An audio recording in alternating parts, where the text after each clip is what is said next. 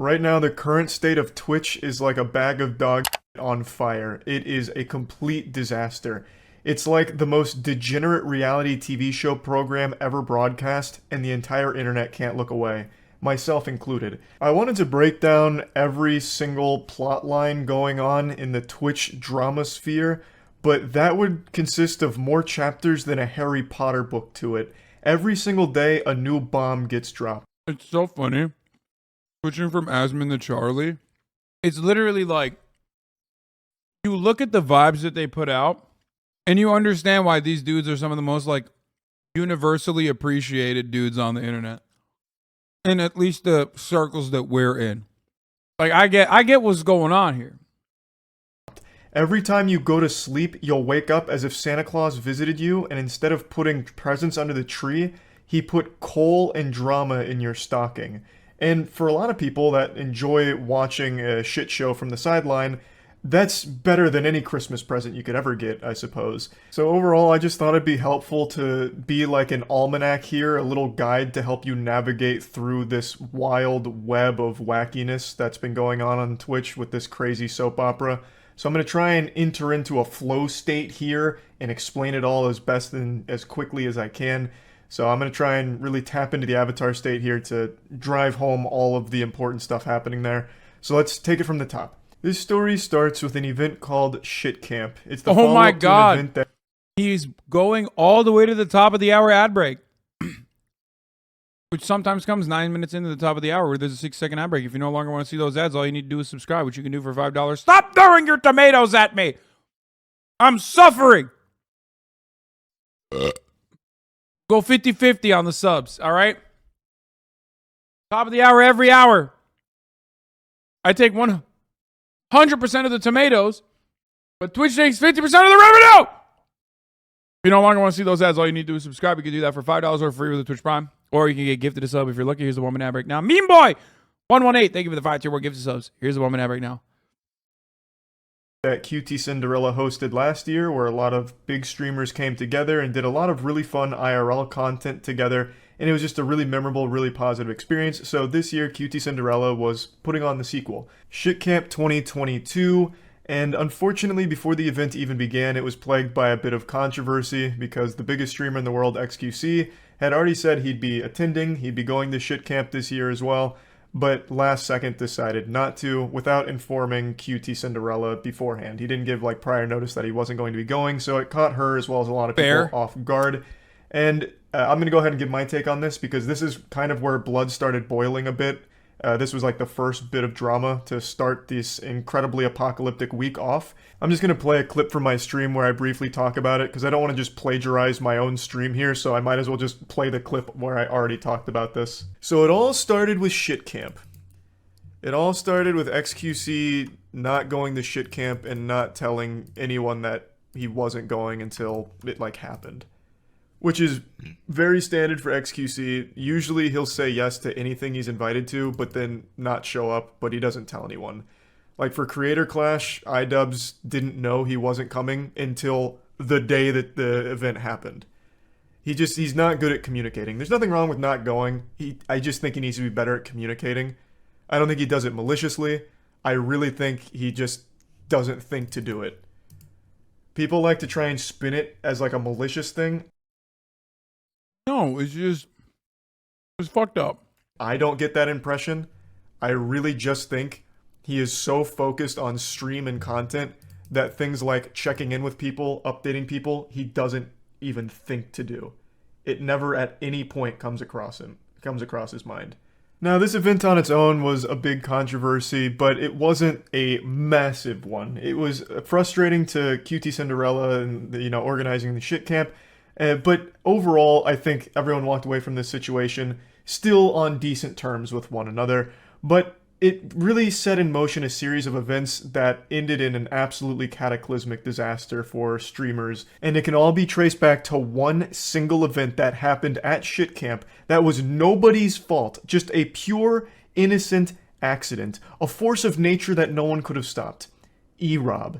E-Rob is another big streamer, and E-Rob attended Shit Camp.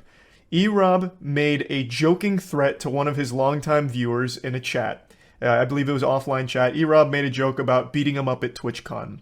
And Twitch banned E-Rob for this. He got a 7-day ban for joking with one of his viewers about beating his ass.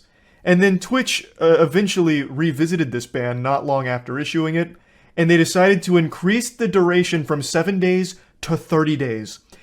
E-Rob received a 30-day ban for joking with one of his viewers about beating them up at TwitchCon. And that's where everything went to shit. That's where we shifted to a different dimension of pure darkness, sadness, and filth. You know, Bro, we always made fun of him for taking the L's. Turns out he was taking the L's for all of us. Electronic Roberto, quite literally holding the entire planet on his shoulders. Nobody understood that. Our entire timeline shifted from this one event. E-Rob's unjustified banning over nothing. E-Rob would have got a less harsh sentence if he got butt-fucked by that viewer on stream. We just saw Twitch give a 7-day ban to that girl that had sex on stream. E-Rob would have been better off filming a fucking sex tape live on stream with that viewer. He would have got a less harsh ban. Such an unbelievably silly ban, and this event was a lot like the assassination of Archduke Franz Ferdinand and how that event helped kick off World War I. This was the catalyst for all of the shit that's been going on Twitch right now. So shortly after E-Rob's ban, there was a very public breakup between XQC and his longtime girlfriend, Adept. The two of them then went even more public with information around the breakup, even arguing in a Discord call while being streamed in front of an audience of 120,000 viewers, all waiting on bated breath for new, juicy, spicy drama. There was a lot of very private, personal stuff that was revealed, and it was a big deal for about 8 hours until the next bomb on Twitch dropped, which was Slicker and the scamming that came to light. I made a whole video about this because this is one of the biggest scams I've seen on a live streaming platform. I'll break it down to like the bare bullet points here. Slicker, very popular streamer for a time, was using his viewers as piggy banks. He would message a lot of his viewers and his mods with sob stories about like his bank being closed and how much he needs the money, and he was able to gather a lot of money from fans as well as friends. He reached out to pretty much all of his streamer friends and begged them for money and got money from them too, promising to pay them back, but only paying back very few of them. He spent it all gambling. He used roughly $300,000 of funds that he got from friends and fans and used it all gambling. So that all came to light, which then overshadowed the breakup stuff and the Slicker scam being the biggest news on the platform until the next day. That had about 24 hours worth of being Twitch's biggest controversy, so that had a pretty good run, all things considered. There was a lot of longevity there. The next day, this whole gambling situation started to bubble over onto Twitter, because this was such big news. Everyone was then talking about gambling addiction, like, look how bad slots are for you, look at what this streamer did. And it all ties back to Twitch allowing gambling on their platform. So then it became a big movement on Twitter with, the hashtag Twitch ban gambling, and a lot of people giving a lot of takes on, the proper way of handling gambling on live streams. And this started a war because there's a lot of popular streamers that do gambling. So then a lot of those streamers were feuding with streamers that were vocal against gambling, and they were clashing on Twitter all night. And then about 6 hours after that, we had another fucking massive bombshell drop with a different piece of drama outside of like the normal streamer category. This is chess. I made a whole video about the chess cheating scandal that's going on right now with the anal bead cheating hypothesis. This had a new development. To break that down, a chess grandmaster named Hans Niemann beat Magnus Carlsen, the #1 chess player in the world, in a shocking upset, and Magnus Carlsen withdrew from the tournament that he lost to Hans in and insinuated Hans may have cheated. So then speculation ran wild, and eventually people started to wonder, did Hans Niemann cheat by using a chess bot programmed into a pair of anal beads or a butt plug? So that's been like the big chess drama there. And 12 hours ago, 6 hours from the gambling fighting on Twitter, Hans Niemann and Magnus Carlsen faced each other in their first chess match since the controversy. And they were playing online chess. Magnus Carlsen resigned after 2 moves. Magnus Carlsen rage quit his match against Hans Niemann right away, thus continuing this soft insinuation that he believes Hans Niemann is a cheater. So that spiraled chess into an even bigger pit of controversy, because that is a big deal. That is very unprofessional. That affects the entire tournament, not just Hans, with him resigning like that. It's a very bad look. So the entire chess community was outraged with Magnus for this action, because it's childish. It really is. To be that salty, mauled that hard, and still not have the confidence to say with your chest, Hans Niemann is a cheater and I refuse to play against him, it's a bad look. If you really believes he's a cheater, say it, and don't just go into the tournament and then rage quit and fuck it up for everyone else. It's very simple. If it was anyone besides Magnus, the repercussions here would be extreme. But Magnus gets a pass because he's the #1 player in the world, but the chess community isn't happy about it, and that's a still developing story, but that's the latest in the anal bead conspiracy for chess cheating. And that was the hottest news on Twitch, because it was broadcast on Twitch. But that was the hottest news in Twitch drama for only about 4 hours. Because 4 hours after that, the fighting on Twitter reached an absolutely crazy climax. After getting into a disagreement with fellow streamers on Twitter, Trainwrecks TV released this tweet here, which made hefty accusations about one of the largest streamers being complacent in a cover-up of a sexual assault. This, of course, is a massive deal. This is no longer just petty internet drama. Sexual assault. This white monster just jizzed on my face. The fuck is happening? Sorry. Is a crime, and it is something that should never be taken lightly. So this kind of accusation clearly had a massive effect. Sorry, I'm getting my face ready. Hold on. Getting my face ready.